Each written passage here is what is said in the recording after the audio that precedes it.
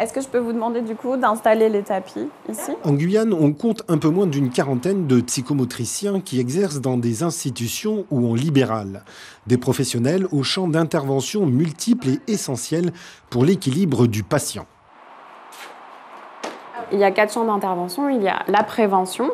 Donc, par exemple, une femme enceinte qui va avoir donc son ventre qui se métamorphose, son corps qui se métamorphose. On peut travailler, par exemple, sur la façon d'apprendre et à se connaître et aussi à accepter les transformations de son corps et la relation qui va naître avec le bébé. L'éducation, on appelle l'éducation psychomotrice, qui va être l'accompagnement du développement psychomoteur des enfants, donc qui va être plutôt autour de 0 à 6 ans.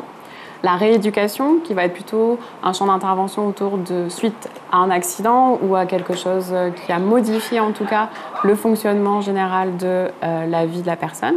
Et la thérapie, où là, on ne va pas pouvoir rééduquer, on va simplement pouvoir accompagner la personne à accepter ces nouvelles compétences, ces nouvelles fonctionnalités ou les changements qui ont eu lieu.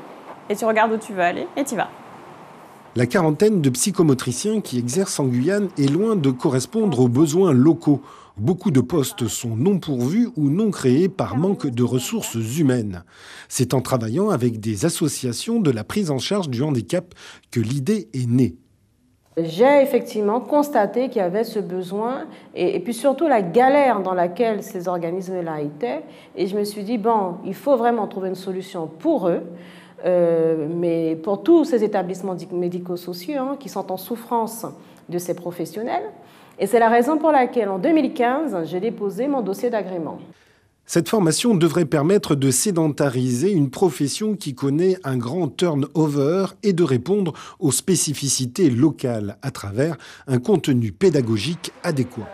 Nous avons effectivement fait le choix dans notre projet pédagogique de mêler en tous les cas des outils qui sont issus du terroir, tels que la vannerie, tels que la poterie, tels que le djokan, tels que... Voilà. Donc on est sur notre projet pédagogique, on est en train de travailler dessus, et pour pouvoir faire en sorte de sortir à l'issue de ces 3 ans des professionnels qui connaissent le patient guyanais avec un grand G, et qui seront à même de lui proposer des choses qui lui ressemblent.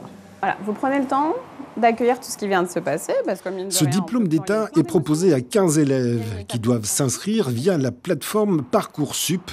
Les études durent 3 ans et le coût de la formation est de 11 000 € comme dans l'Hexagone.